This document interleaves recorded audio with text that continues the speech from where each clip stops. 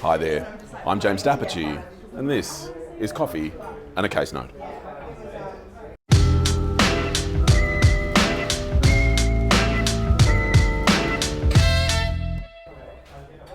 Team, today we are talking about some money that was held on trust for someone, that was then paid to someone else, that was then paid back to someone else, that someone else tried to claim back. And if that sounds a bit confusing, don't worry, we're going to get into it. What we have is we have a pair of spouses, and we have spouse 1 and spouse 2, and we'll call spouse 2 our plaintiff today because spouse 2 is the plaintiff who's going to bring our proceedings. We'll call spouse 1 X just for the moment. Spouse 1 is not a party to the proceedings today, and we'll call the person who was the subject of the loan, who borrowed the money, we'll call them the defendant for today's proceedings. So we've got spouse 1. Spouse 1 is introduced to and meets and has some interactions with the defendant, and the defendant essentially is a developer who's looking to borrow money from some people, use that money to develop some land or sometimes sell off the plan properties, that sort of thing.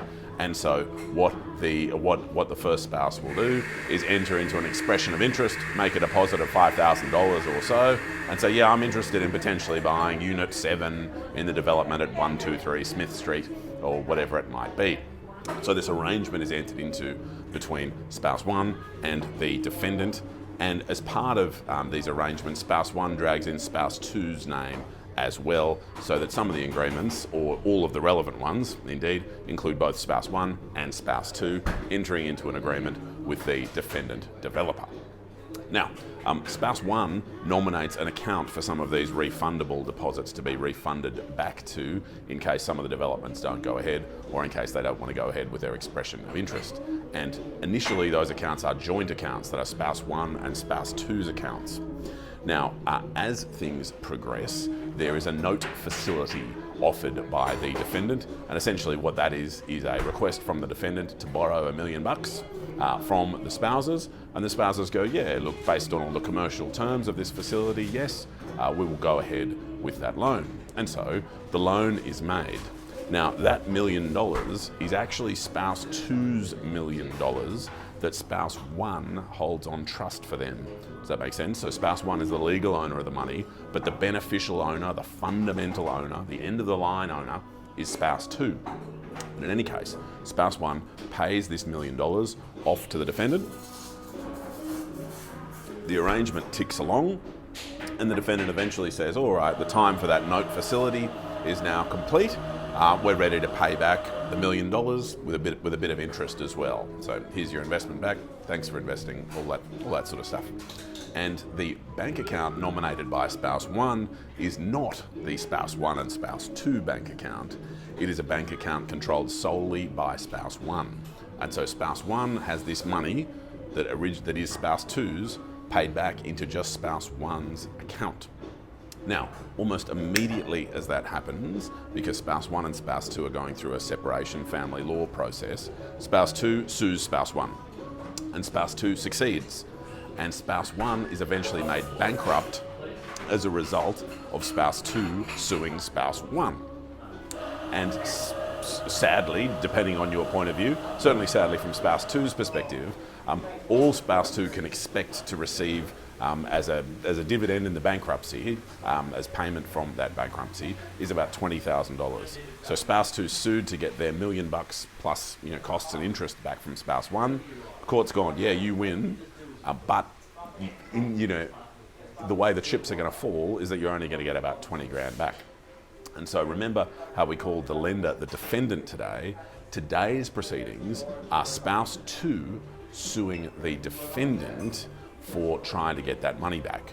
And what spouse 2 says essentially is either you were negligent in paying this money back to spouse 1, or you breached the agreement we entered into with you in relation to this money by paying it back to spouse 1, breached the agreement, or you were negligent. You breached a duty of care that arose in respect of the payment of money. You owed me a duty which you breached.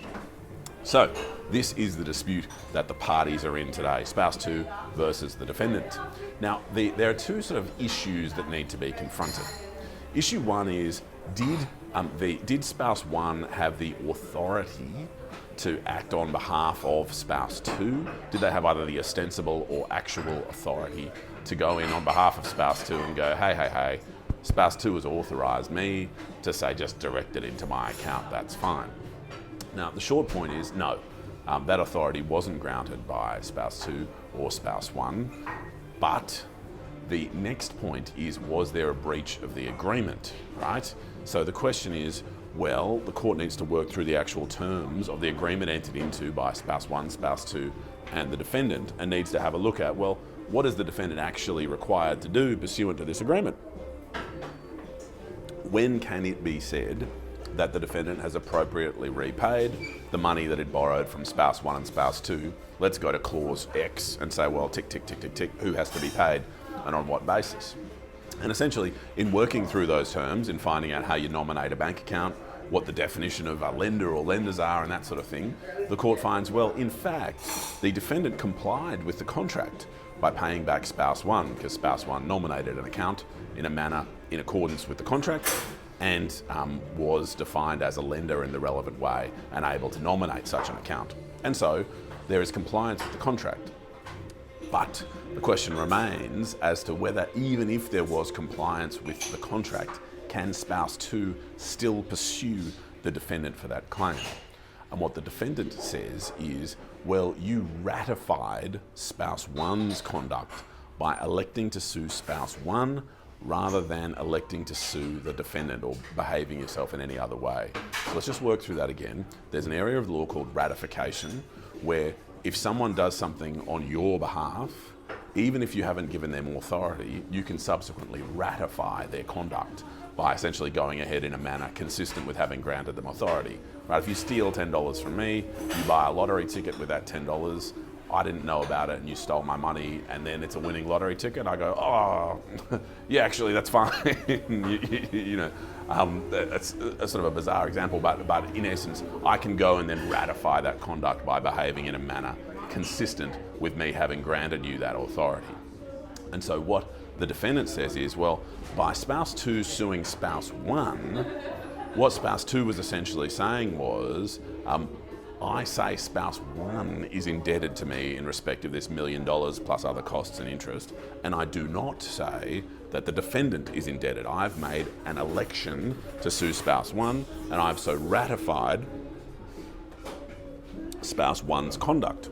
And the short point in response to that is, especially after considering an interesting sort of partnership dispute in the 19th century, which is sometimes where you have to go to work through some of this law, where a plaintiff sued a successive partnership in relation to the conduct of an earlier incarnation of that partnership and was found to have made an election in relation to pursuing them, and so couldn't go back and pursue an earlier member of the partnership. Similarly here, spouse 2 was found to have made an election that had the effect of ratifying spouse 1's conduct as between spouse 2 and the defendant, and that meant that spouse 2 was unable to pursue the defendant. Now, on one view, you might be sitting there saying that's clear as mud, but on the other, you might reflect on spouse 2 having chosen to pursue spouse 1 and taking it to the end, and so ratified that conduct, noting the defendant had already paid spouse 1 on respect of it. I hope that summary assisted you, and I look forward to joining you again soon for another coffee and in respect of another case note. Cheers.